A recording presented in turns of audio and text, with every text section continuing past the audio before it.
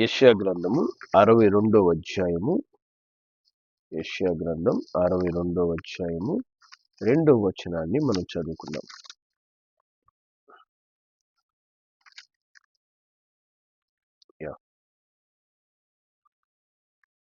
జనులు నీ నీతిని కనుగొనును, రాజులందరూ నీ మహిమను చూచెదరు. యెహోవా నియమింపబోవు కొత్త పేరు నీకు పెట్టబడును. హల్లెలూయా. దేవుని నామానికి మహిమ కలుగునుగాక. దేవుడు ఇక్కడ చెప్తున్నాడు, మనకు ఒక కొత్త పేరుని దేవుడు మనకు అనుగ్రహిస్తాడు. హల్లెలూయా. మరి మన జీవితంలో దేవుని ద్వారా ఘనత పొందుకోవడం, లేదా దేవుని ద్వారా కొత్త పేరు పెట్టబడ్డం అనేది మనకెంతో దీవెనకరం, ఆశీర్వాదకరం.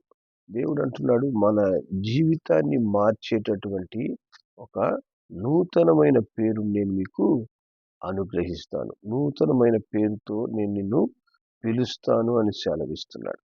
మరి దేవుని వాక్యంలో మనం గమనించినట్లయితే చాలా మంది జీవితాల్లో దేవుడు వారి యొక్క స్వభావానికి తగినటువంటి పేరుని మనకు దేవుడు చూపిస్తాడు. మరి మొదటి సమూయేలు గ్రంథంలోకి మనం వెళ్తే, మొదటి సమూయేలు గ్రంథము 25వ అధ్యాయంలోకి మనం వెళ్దాం. మొదటి సమూయేలు 25వ అధ్యాయము 25వ వచనాన్ని మనం చదువుదాం. ఇక్కడ వాక్యం చెప్తుంది, నా ఏలినవాడ, దుష్టుడైన ఈ నాబాలును లక్ష్య పెట్టవద్దు. అతని పేరు అతని గుణములను సూచించున్నది. అతని పేరు నాబాలు, మోటుతనము అతని గుణం. నా ఏలినవాడు పంపించు పనివారు నాకు కనబడలేదు. హల్లెలూయా. కాబట్టి ఇక్కడ నాబాలు భార్య అయినటువంటి అబీగయిలు చెప్తూ ఉంది, మరి నాబాలు అనేటువంటి వ్యక్తి పేరుకు తగ్గట్టు అతని గుణాన్ని తెలియజేస్తుంది. మరి నాబాలు అనే పేరుకు అర్థమైనటువంటి మోటుతనం, మొరటుతనం, దుష్ట స్వభావం అతనిలో ఉంది అని తెలియజేస్తుంది. కాబట్టి చూడండి, కొంతమంది జీవితాలు మనం గమనిస్తే వారి పేరుకు తగినట్టు వారి స్వభావాలు ఉంటాయి, లేదా వారి జీవితాన్ని మనుషులు చూసినప్పుడు వీరు ఇటువంటి స్వభావం కలిగిన వారు, ఇటువంటి వ్యక్తులు అనేటువంటి పేరు వారికి పెడుతుంటారు. మరి వారి జీవితాన్ని బట్టి ఒకవేళ వాళ్ళు మంచివారిగా ఉన్నా కూడా కొన్ని క్రియలను బట్టి వాళ్ళకి ఆ పేర్లు పెట్టబడుతుంటాయి. అదేవిధంగా ఇక్కడ నాబాలు అనేటువంటి వ్యక్తి తన క్రియలు బట్టి మొరటివాడంట, అతను దుష్టుడంట. కాబట్టి నాబాలుకి పేరుకు తగినటువంటి స్వభావం కలిగిన వాడని దేవుని వాక్యం చెప్తుంది. అదేవిధంగా పరిశుద్ధ గ్రంథంలో మనము ఆది కాండంలోకి వెళ్తే, ఆది కాండము మరి 35వ అధ్యాయంలో మనం వెళ్దాం. 35వ అధ్యాయము 10వ వచనంలో ఇక్కడ దేవుడు అంటాడు, అప్పుడు దేవుడు అతనితో, నీ పేరు యాకోబు, ఇక మీదట నీ పేరు యాకోబు అనబడదు, నీ పేరు ఇశ్రాయేలు అని చెప్పి అతనికి ఇశ్రాయేలు అని పేరు పెడతాడంట. పేరుకు తగ్గట్టు ఇక్కడ కూడా యాకోబు ఎటువంటి వాడంట? మోసగాడు అనేటువంటి ఆ పేరుకు తగ్గట్టు తన జీవితంలో మోసపు క్రియలు చేస్తూ బ్రతికాడు. కానీ దేవుడు ఆ మోస క్రియలకు కారణమైనటువంటి ఆ పేరుని దేవుడు ఏం చేశాడంట? మార్చాడు. మరి కొత్త పేరుని దేవుడు పెట్టాడు. మన జీవితంలో కూడా దేవుడు అంటున్నాడు, మనలను నూతనమైన వ్యక్తిగా మార్చడమే కాదు, మనకు ఒక నూతన పేరును అనుగ్రహిస్తాడంట. మరి పరిశుద్ధ గ్రంథంలో ఇటు నూతనమైన పేరు, లేదా వారి యొక్క జీవిత యొక్క క్రియలు వారికి ఒక మంచి పేరుని తీసుకొచ్చిన అనుభవాలు అనేక మంది జీవితాల్లో ఉన్నాయి. దేవుడు అంటున్నాడు, అట్టి క్రియలుగా నీ క్రియలు నేను మార్చి నీకు ఒక కొత్త పేరును అనుగ్రహిస్తాను. హల్లెలూయా. మరి అదే విధంగా పరిశుద్ధ గ్రంథంలో అపోస్తుల కార్యంలోకి మనం వెళ్తే, అపోస్తుల కార్యములు 11వ అధ్యాయం, అపోస్తుల కార్యములు 11వ అధ్యాయము, ఇక్కడ 22వ వచనం నుంచి 24వ వచనం వరకు మనం చదువుదాం. ఇక్కడ వారిని గూర్చిన సమాచారం యెరూషలేములో ఉన్న సంఘపు వారు విని బర్నబాను అంతియొకయ వరకు పంపిరి. అతడు వచ్చి దేవుని కృపను చూసి సంతోషించి ప్రభువును స్థిర మనసుతో హత్తుకొనవలెనని అందరిని హెచ్చరించెను. అతడు పరిశుద్ధాత్మతోను విశ్వాసంతోను నిండుకొనిన సత్పురుషుడు. మరి బహు జనులు ప్రభు పక్షమున చేరిరి అని దేవుని వాక్యం చెప్తుంది. కాబట్టి ఇక్కడ బర్నబా అనేటువంటి వ్యక్తి మనం చూస్తున్నాం. బర్నబా గురించి దేవుని వాక్యం ఇక్కడ ఏం చెప్తుందంటే, అతను పరిశుద్ధాత్మతో విశ్వాసంతో నిండుకొనిన సత్పురుషుడు. హల్లెలూయా. సత్పురుషుడు అంటే ఎల్లప్పుడూ ఇతరులకు మేలు చేసే మంచి వ్యక్తి. హల్లెలూయా. మరి చూడండి, నాబాలు గురించి చూసినట్లయితే అతను మొరటివాడు, అతడు దుష్టుడు. మరి యాకోబుని చూసినట్లయితే అతనికి మోసగాడు అనేటువంటి పేర్లు ఉన్నాయి. కానీ బర్నబా దగ్గరికి వచ్చేసరికి అతను ఎప్పుడైతే దేవుని తన హృదయంలో చేర్చుకున్నాడో, మరి అతని జీవితం అంట సత్పురుషుడిగా మారింది, మంచి క్రియలు చేయవాడిగా. పరిశుద్ధాత్మ దేవుడు అతని గురించి పరిశుద్ధ గ్రంథంలో రాస్తున్నాడు, అతను సత్పురుషుడు. హల్లెలూయా. దేవుని నామానికి మహిమ కలుగును గాక. అదేవిధంగా 2వ రాజుల గ్రంథంలోకి మనం వెళ్తే, 2వ రాజులు 4వ అధ్యాయం,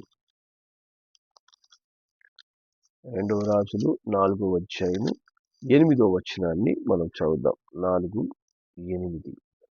ఒక దినమందు ఎలీషా షునేము పట్టణంలో పోగా అచ్చట గనురాలైన ఒక స్త్రీ భోజనం రమ్మని అతని బలవంతం చేసిన గనుక అతడు ఆ మార్గంలో వచ్చినప్పుడల్లా ఆమె ఇంట భోజనం చేయించు వచ్చాను. కాబట్టి ఇక్కడ షునేమీయురాలు ఒక స్త్రీ కనిపిస్తుంది. ఆమెకు పెట్టబడిన పేరు ఏంటంటే, ఆమె గనురాలంట. ఘనకార్యములు చేసే స్త్రీ, ఘనత పొందిన స్త్రీ. మరి అట్టి పేరు ఆ స్త్రీ పొందుకుంది. ఆ స్త్రీ ఆ పేరుకి సార్థకత తీసుకొచ్చే జీవితం జీవిస్తుంది. హల్లెలూయా. ఆ పేరుకు తగిన విధంగా ఆమె క్రియలు కనిపిస్తూ ఉన్నాయి.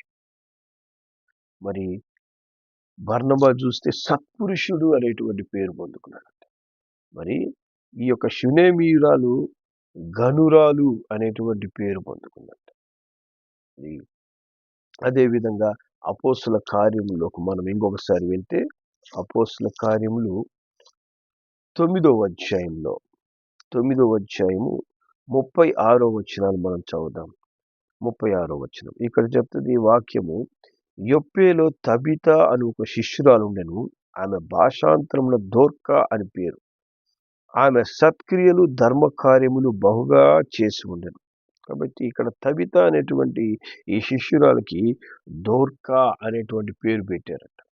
దోర్కా అంటే అర్థం ఏంటంటే, ఆమె ఒక లేడీ వలె ఎప్పుడు ఉత్సాహంతో ఇతరులకు సహాయపడే స్త్రీ, ఇతరులకు సహకరించే స్త్రీ. వాక్యం చెప్తుంది, ఆమె సత్క్రియలు ధర్మకార్యాలు బహుగా చేసినందువల్ల ఆమె దోర్కా అని పిలువబడింది. దేవుని నామానికి మహిమ కలుగును గాక. ఈ దినమున మన గురించి లోకం ఏమనుకుంటుందో, మన గురించి మరి దేవుడు ఏమనుకుంటున్నాడో అని మనం అనుకుంటూ ఉండొచ్చు. ఎందుకంటే ప్రతి మనిషికి కొన్ని బలహీనతలు ఉంటాయి, కొన్ని స్వభావాలు ఉంటాయి.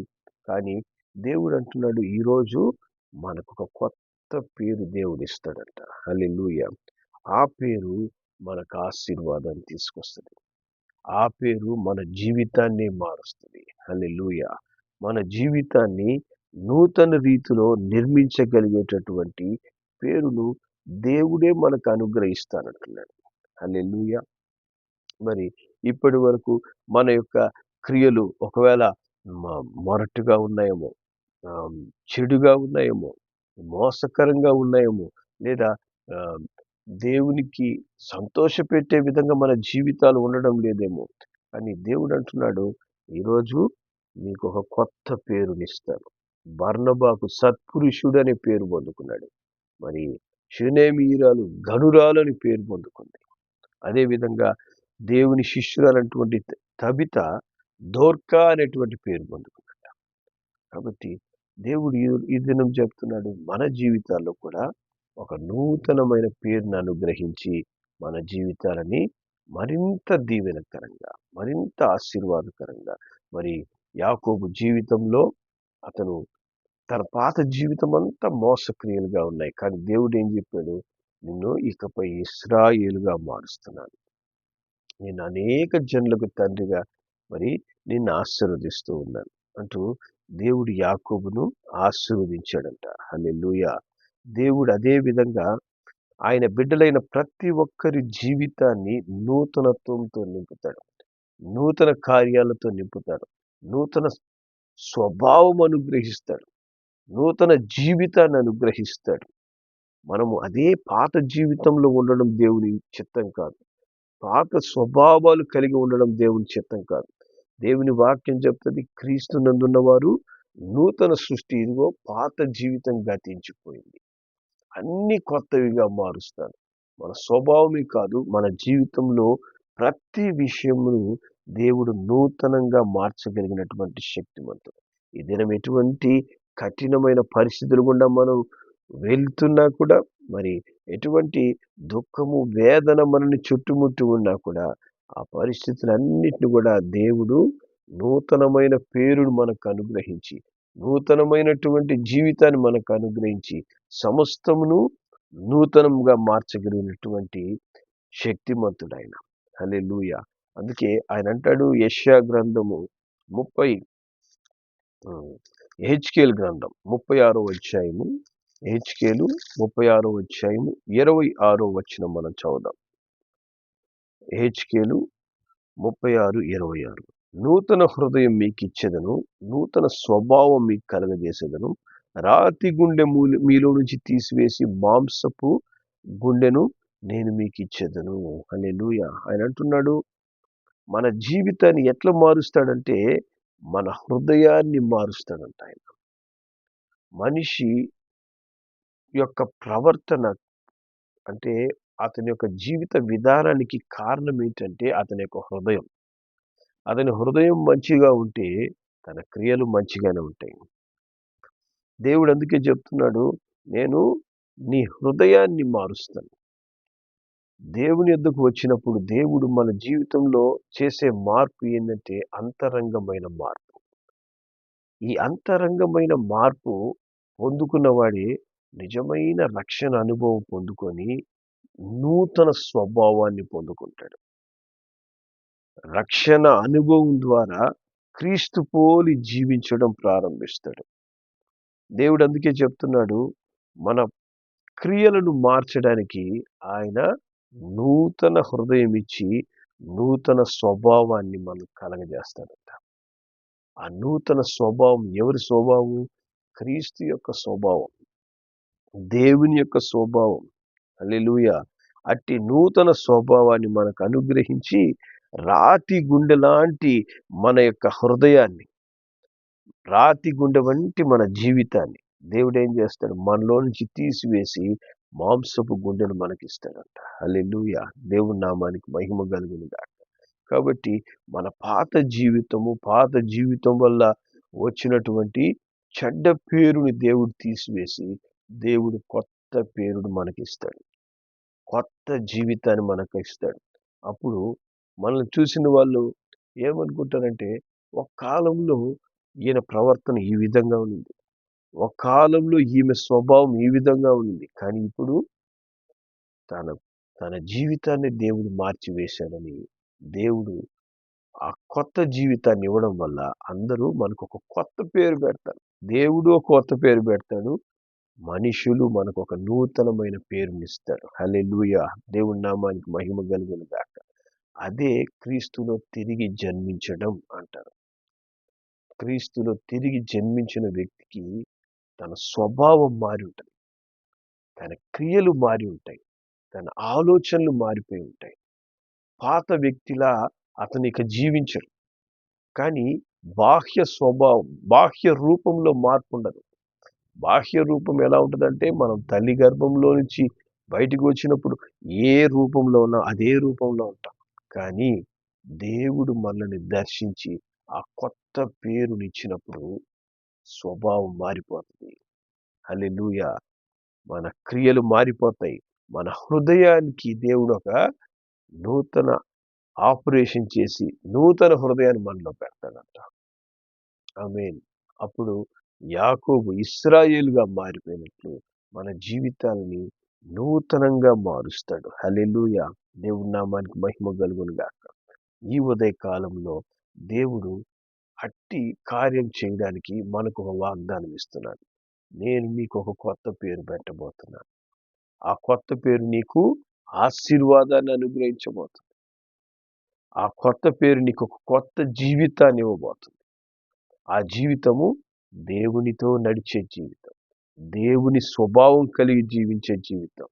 మరి మనము పాత జీవితంలో ఎట్టి దుష్ట క్రియలు చేస్తున్నా, ఎట్టి విరోధ క్రియలు చేస్తున్నా, దేవుడిచ్చే ఈ కొత్త పేరు ద్వారా, కొత్త జీవితం ద్వారా, మరి పాత జీవితంలో ఉన్నటువంటి ఎటువంటి దుఃఖకరమైన పరిస్థితులైనా, ఇబ్బందికరమైన పరిస్థితులైనా, బలహీనత, కొంతమంది జీవితాలు ఎలా ఉంటాయి, బలహీనులుగా ఉంటారు వాళ్ళు. అన్నిటికీ మరి లోబడిపోతుంటారు. లేదా ఇతరులు వారిని కంట్రోల్ చేసే విధంగా వాళ్ళు వారి స్వభావం వీక్‌గా ఉంటుంది. ఉదాహరణకి పేతురుని కూడా దేవుడు ఏమంటాడు? "నువ్వు రెల్లులా ఉన్నావు. నీలో స్థిరత్వం లేదు. నువ్వు ప్రతి గాలికి అటు ఇటు కదిలేటటువంటి ఒక గడ్డిపోచ వలె నీ జీవితం ఉంది. పేతురు ఇకపై నీకు స్థిరమైన మనస్సును నేను ఇవ్వబోతున్నాను. ఇకపై నీకు బండల నీ జీవితాన్ని నేను స్థిరపరుస్తానని" మరి పేతురు సీమోను అనేటువంటి పేరు తీసివేసి దేవుడు ఏం చేశాడు? పేతురు అనే పేరు పెట్టాడంట. హల్లెలూయా! మరి అప్పటి నుంచి పేతురు దేవునిలో స్థిరంగా నిలబడడం ప్రారంభించాడు. ఈ దినము నువ్వు లేదా నీ జీవితము ఇప్పటి వరకు ఎలా ఉన్నా కూడా అది నీకు బలహీనత వల్ల నువ్వు లోబడిపోతూ ఉన్నా, లేకపోతే నీ జీవితం దుఃఖకరంగా నీకు అనిపిస్తున్నా, లేదా దేవునికి ఇష్టం లేని స్వభావాలు ఏది నీలో ఉన్నా, ఈరోజు మనం దేవుని వైపు చూద్దాం. ప్రభువా, నాకు ఒక నూతన పేరు పెట్టండి. నాకు ఒక కొత్త జీవితాన్ని ఇవ్వండి. ఈ పాత జీవితము చాలయ్యా. ఈ పాత జీవితం ద్వారా నేను ఎదుర్కొన్నటువంటి నిందలు చాలు తండ్రి. నాకు మీరొక కొత్త జీవితాన్నిచ్చి నా స్వభావాన్ని మార్చండయ్యా. నాకు ఒక నూతన హృదయాన్ని ఇవ్వండి తండ్రి. దేవా, నిన్ను పోలి జీవించడం నాకు నేర్పించండి ప్రభువా అంటూ దేవుని వైపు చూసి దేవుణ్ణి అడుగుదాం. నిశ్చయంగా దేవుడు మాట తప్పని వాడిగా మన జీవితంలో సమస్తము నూతనంగా మార్చబోతున్నాడు. ప్రతి పరిస్థితి ఇప్పుడు చూడండి, నిన్నటి దాకా మనము జీవించినటువంటి ఈ యొక్క దినములు ఏమని చెప్పారు? మే నెల అని చెప్పి అన్నారు. మరి ఇప్పుడు మనం జూన్ నెలలోకి వచ్చేసాం. మరి ఇది ఏ నెల అంటే మనం మే నెల అని చెప్పేసి అంటే ఒప్పుకోరు. నువ్వు జూన్‌లోనికి వచ్చేసావు కాబట్టి ఇక నువ్వు ఉండేది జూన్ నెలలో అంటారు. అదే విధంగా దేవుడు కాలములు మార్చువాడు అయినట్లయితే, కాలములు మార్చే శక్తి ఆయనకుంటే, మన జీవితాన్ని మార్చే శక్తి కూడా దేవునికుంది. మన జీవితాల్లో బలమైన కార్యములు చేసి ఇప్పటి వరకు నువ్వు ఎదుర్కొన్న పరిస్థితులన్నిటిలో నుంచి దేవుడు నూతనత్వాన్ని తీసుకురాగలిగిన సామర్థ్యం కలిగిన దేవుడు. కొత్త పేరు నీకు ఇస్తాడు. కొత్త జీవితాన్ని నీకు ఇస్తాడు. ప్రతి విషయంలో నిన్ను తిరిగి గొప్పగా దీవించడం ప్రారంభిస్తాడు. హల్లెలూయా! అట్టి శక్తివంతమైన దేవుని వైపు చూస్తాం. ఆయనకు మన జీవితాన్ని అప్పగిద్దాం. మనలో ఏ బలహీనతలున్నా ఆ బలహీనతను మనకు ఏ ఇబ్బందులున్నా ఆ ఇబ్బందులను నీ సమస్యలన్నిటిని కూడా ఏం చేయాలా? దేవుని చేతిలో పెట్టి ప్రభువా వీటన్నిటిలో నన్ను నూతనంగా మార్చు. వీటన్నిటిని దాటి వెళ్ళి ఆ కొత్త పేరుతో అయ్యా తండ్రి కొత్త జీవితంతో నన్ను బలపరిచి యేసయ్యా అంటూ దేవునికి మన పరిస్థితులు అప్పగిద్దాం.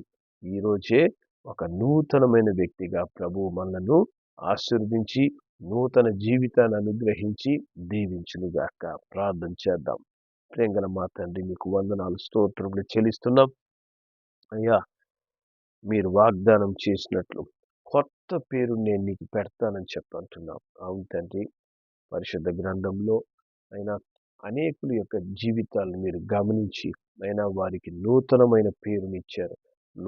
పేరు మార్చడం కాదయ్యా, వారి హృదయాన్ని మీరు మార్చారు, వారి స్వభావాన్ని మార్చారు, వారి పరిస్థితులు స్థితిగతులను మీరు మార్చివేశారు. వారు ఏ విషయంలో బలహీనులుగా ఉన్నారో, ఏ విషయంలో అయినా దేవుని చిత్తంలో నడవలేకపోతున్నారో, ఏ ఏ పరిస్థితులు ఏ వ్యక్తులు వారిని ఇబ్బంది పాలు చేస్తున్నారు, శోధిస్తున్నారు, వాటన్నిటిలో నుంచి వారిని తప్పించి వారికి నూతన జీవితాన్ని నైనా సమస్తము నూతనమైనటువంటి అనుభవాలు గుండా వారిని మీరు నడిపించారయ్యా తండ్రి. ఈరోజు మేము నూతన నెలలో ఎలా ప్రవేశించామో అదే విధంగా తండ్రి మా జీవితాల్లో సమస్తము నూతనంగా మార్చే మీ ద్వారా తండ్రి నూతనమైన పేరు, కొత్త జీవితం, కొత్త స్వభావం తండ్రి, నూతన రక్షణ అనుభవం నైనా మాకు అనుగ్రహించి నైనా అన్నిట్లో మమ్మల్ని నూతన పరిచినైనా ఈ నూతనమైన నెలలో అనేక నూతనమైన మేలులను మేము అనుభవిస్తూ ప్రభువుకు సాక్షులుగా జీవించేందుకు కృప దయచేయమని ఆశీర్వదించి నడిపించమని యేసు నామములో ప్రార్థిస్తున్నాం తండ్రి. ఆమేన్.